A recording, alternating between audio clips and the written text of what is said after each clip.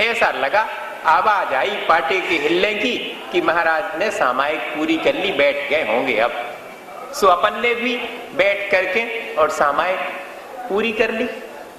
सवेरे भक्ति के बाद आचार्य श्री बोले कि एलक जी कल तो बहुत देर तक सामायिक करी।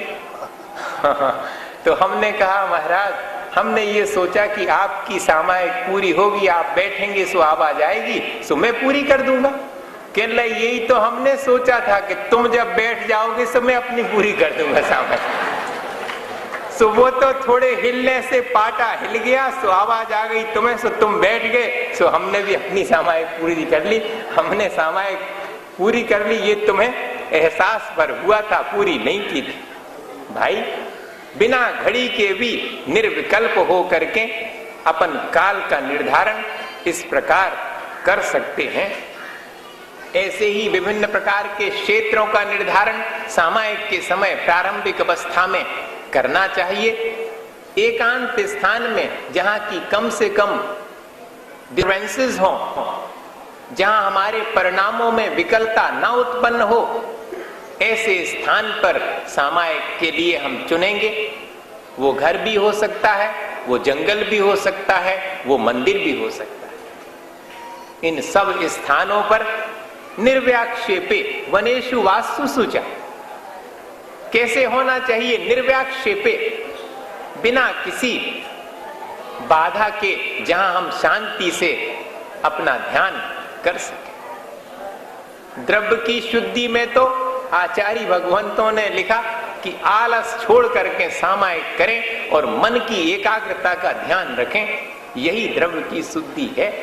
हिंसा आदि 5 पापों का त्याग करना और विधि विधान पूर्वक सामायिक करना, ये द्रव्य शुद्धि है।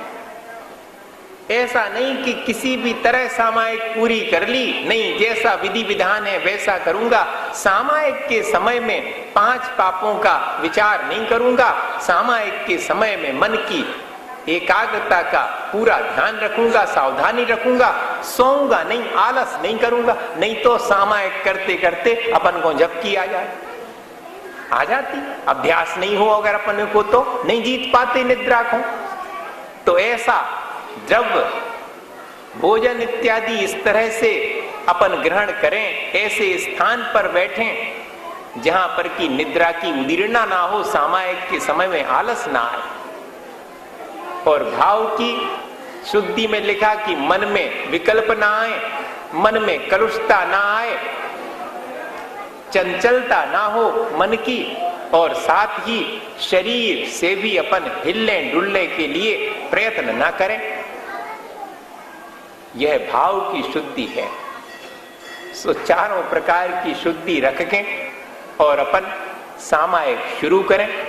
सामायिक में अपन को अभ्यास क्या करना चाहिए? सो अपन पहले समझ चुके हैं कि शत्रुता से मैत्री की तरफ बढ़े हमारे कदम, ये हमारा अभ्यास हो। कठोरता की अपेक्षा हम अपने मन में दीन दुखी के प्रति करुणा भाव रखें। हमारे अंदर दूसरे को देख करके, उसके गुणों को देख करके जो ईर्ष्या भाव उत्पन्न हो जाता उसको हम जीतें, और प्रेम भाव, हर्ष भाव हमारे मन में आवे। और जो उन्मार्ग पर चल रहे हैं उनके प्रति अपने मन में क्षोभ उत्पन्न ना हो, उनके प्रति भी साम भाव रहे।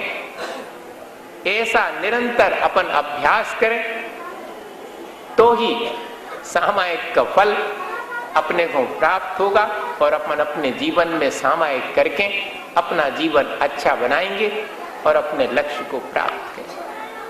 सामायिक में क्या विचार करना चाहिए?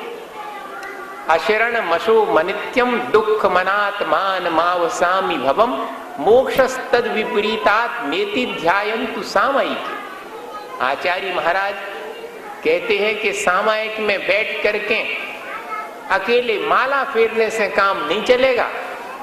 हमें इस प्रकार का चिंतन करना चाहिए सामायिक के दौरान कि ये संसार तो अशरण है, मैं यहाँ पर व्यर्थ ही धन पैसा संपत्ति और संबंधों में शरण खोजता हूँ।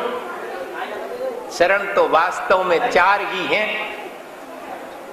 अनंत भगवान की, सिद्ध भगवान की और आचार्य उपाध्याय साधु और धर्म की शरण, यही शरण है। मुझे इन सब की शरण लेकर के अपना कल्याण करना चाहिए। संसार में हम अपने प्राणों की रक्षा के लिए, अपने त्राण के लिए जगह जगह शरण खोजते हैं। सो ऐसा संसार तो अशरण है, वो शरण क्या देगा? अनित्य भी है, पर्यायें निरंतर यहां मिटती रहती हैं, सब कुछ क्षणभंगुर है। जिस कांच के गिलास को मैं खरीद करके लाया और ये सोचा मैंने कि ये तो हमेशा रहेगा, सो भाई किसी भी दिन किसी के भी हाथ से गिर जाता है और गिर करके टूट जाता है। मैं उसमें दुखी काहे को हूं? वो तो उसका स्वभाव था, गिर करके टूट जाना, तभी तो कांच था, नहीं तो पत्थर नहीं हो जाता। भाई इस प्रकार संसार की क्षणभंगुरता का हम विचार करें कि आज देखो दिन भर में मैंने अपने परिणाम चीजों के नष्ट होने से कितने बिगाड़े। ठीक नहीं है, चीजें तो नष्ट होती हैं, उत्पन्न होती हैं, लेकिन उनके भीतर जो द्रव्य है वह तो नष्ट नहीं होता, ना उत्पन्न होता। द्रव्य तो शाश्वत रहता है। ऐसा अपने भीतर विचार आना चाहिए। जब हम वस्तुओं का उपयोग करें तब तो कहलाएगी कि हाँ सामायिक की साधना अपन ने अच्छी करी। अशुभ है ये संसार, यहां तो हम जिन चीजों से सुख पाने की इच्छा रखते हैं वहीं से दुख मिलता है। जिन जिन चीजों का हम सुख के लिए सेवन करते हैं वे ही चीजें हमारे लिए दुखदाई हो जाती। बड़ा अच्छा उदाहरण आचार्य महाराज देते कि सबने शिखर जी की वंदना करी हुई है। सो ठंड के समय में सुबह सुबह से खूब ओढ़ करके वस्त्र पहन करके शिखर जी के पहाड़ पर चढ़ते हैं। गलाबंद ओढ़े, साल ओढ़े हैं, जाकट पहने हैं, बनियान पहने हैं, हाथ पोस पहने हैं, मोजा पहने हैं। हम मोजा पहन के भी चले जाते, अब तो धीरे धीरे हो सकता कपड़ा की जूता पहन के जान लगे लोग हैं। देखो क्षेत्र की पवित्रता का ध्यान। सब प्रकार से अपन यात्रा तो करते हैं लेकिन अकारी को नहीं छोड़ पाते हैं एक क्षण भर के लिए भी।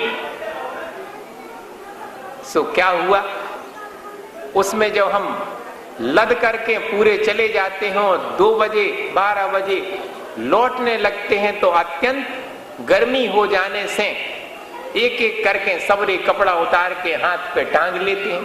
अब वो जो कपड़े सवेरे सुख दे रहे थे अब कहां फेंक देवे, को ले ले तो अच्छो रहे तो नीचे दे दे तो हमें हमसे नहीं ढो जाते। अब बताओ वही कपड़े सुबह सुख दे रहे थे मुझे और वही कपड़े दोपहर में दुख देने लगे। अरे भाई न कपड़ों में सुख है न दुख है, मेरी मान्यता में सुख दुख था, मुझे अपनी मान्यता ही बदलनी चाहिए थी। तो सामायिक में इसी चीज का तो हम अभ्यास करते हैं। ये संसार ही ऐसा अशुभ है जहां हम सुख खोजते हैं उसी में से दुख निकलता है। वास्तविक सुख तो वो है जिसमें कि फिर कभी दुख प्राप्त न हो। गुरुवर शाश्वत सुख दर्शक यह नग्न स्वरूप तुम्हारा है। जग की नश्वरता का सच्चा दिग दर्शन करने वाला है।